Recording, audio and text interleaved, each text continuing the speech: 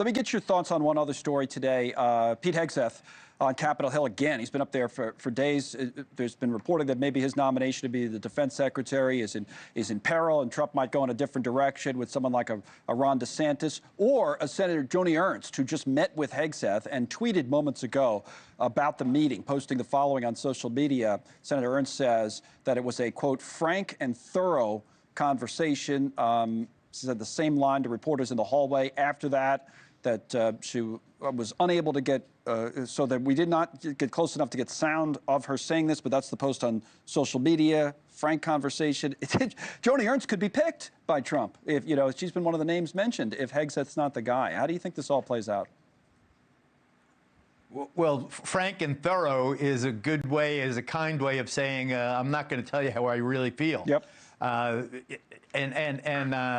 Frankly, Pete's got a rocky road ahead. The confirmation process is going to remind him a lot of his combat experience in Afghanistan and Iraq. Those senators will be ruthless in their attacks on him, the very public attacks. They'll humiliate him in the way Kavanaugh and Justice Thomas were humiliated. They'll pick him apart. But I was heartened to see his mom, Penelope, this morning with him on Fox and Friends, or rather speaking out for her son. It was her devastating letter that caused so many to raise eyebrows when she said that he was a serial abuser of women. I can't imagine how a mom must feel having done something like that in a moment of being impetuous, and then to have that hang over your family. But anyway, she's trying to set the record straight as she sees it. A very well-known reporter in a high-profile media outfit called me this morning, or wrote me this morning, and asked me if I ever saw Pete drunk during our time together on Fox and Friends at Fox News. I worked with him since 2017 to 2023 when I left Fox. I can say honestly, if I were called to testify, I've never seen him rowdy. I've never seen him drunk. I've never even seen him tipsy. To me, he was overly serious, always concerned with Veterans Affairs. He always steered the conversation when we spoke, and we were together many times toward our shared time overseas.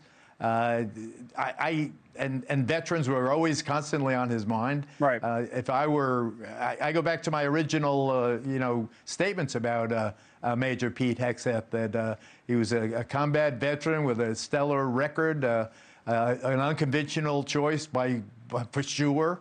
And some high-ranking officers say that he doesn't have the chops to do it. It's a steep learning curve, but the question of whether or not he is sober, I think, will be resolved by this, and how people feel about it.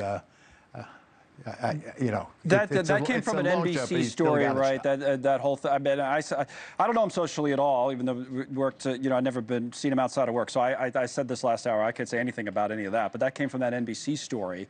You say there's nothing to that, or you don't have any experience. But as we've talked about, there's other issues for Pete that he has to. There are other hurdles that he has to clear in all of this. So we'll see how it goes. Thank you, Geraldo, as always. Thanks so much for watching. Just go to joinnn.com to find News Nation on your television provider. And don't forget to click the red subscribe button below to get more of News Nation's fact-driven, unbiased coverage.